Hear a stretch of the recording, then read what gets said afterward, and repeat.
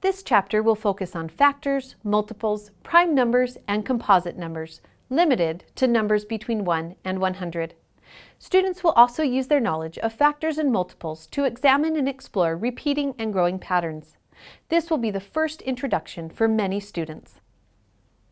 There are many prerequisite skills needed to be successful with the content and activities for this chapter.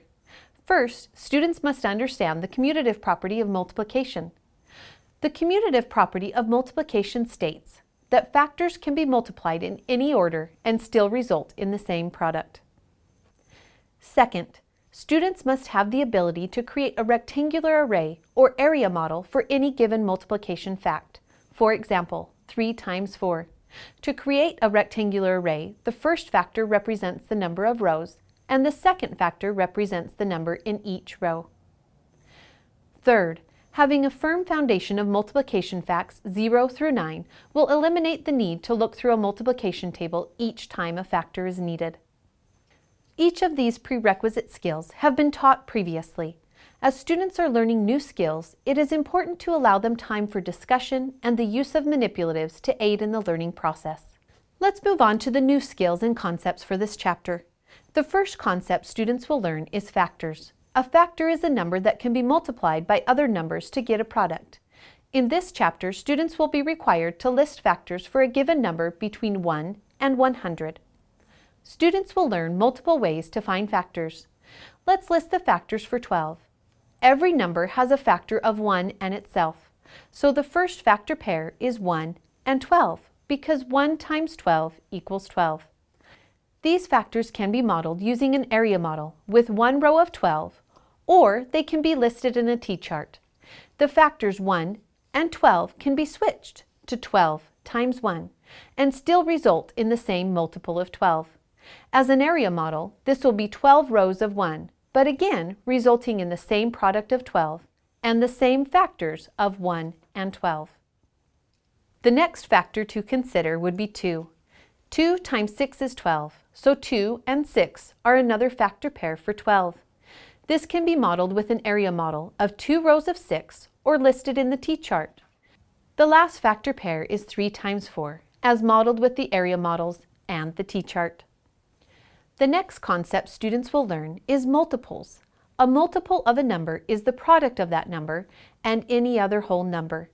Students will be taught a wide variety of strategies to find multiples and determine if a number is a multiple. Let's find the multiples of 6 up to 100. One way would be to create sets with 6 in each set, starting with 0. There would be nothing, and as an equation, this is written as 0 times 6 equals 0. The next set would be one set of 6, or 1 times 6 equals 6. The product, 6, is a multiple of 6. This can also be shown on a number line as one jump of 6, or on a multiplication chart as 1 times 6. This will go on forever, as long as the multiplication equation created has one factor of 6. Students will then apply this knowledge to determining if a given number is a multiple of a given factor. For example, is 18 a multiple of 5? Students can use their knowledge of repeated subtraction, or they can divide 18 divided by 5 to see that 18 is not a multiple of 5. Students may also skip count by 5s to realize that the pattern goes from 15 to 20 and 18 is not included. The next concepts students will learn are prime and composite numbers. Any prime number has exactly one pair of factors, 1 and itself. All other numbers are composite numbers.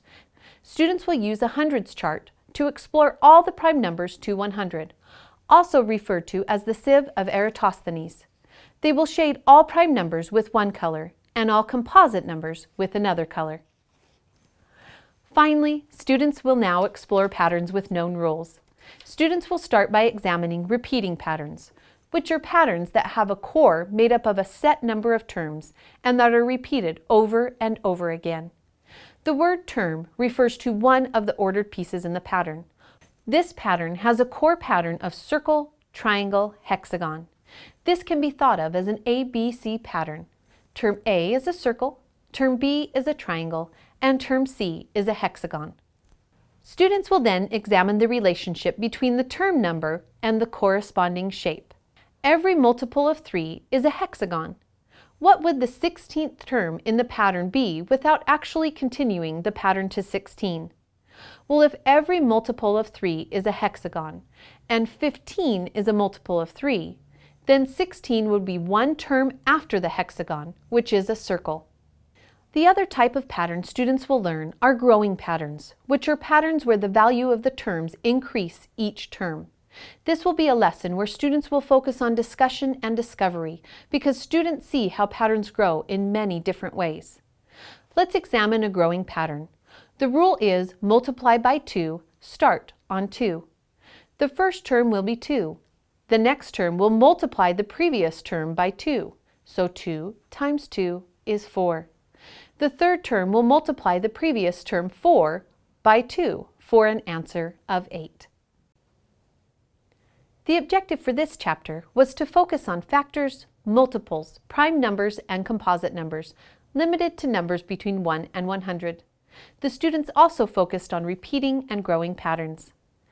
Most of these skills in 4th grade are foundational as they move into fractions. As students become more familiar with factors, multiples, prime, and composite numbers, they will be able to work with denominators more readily.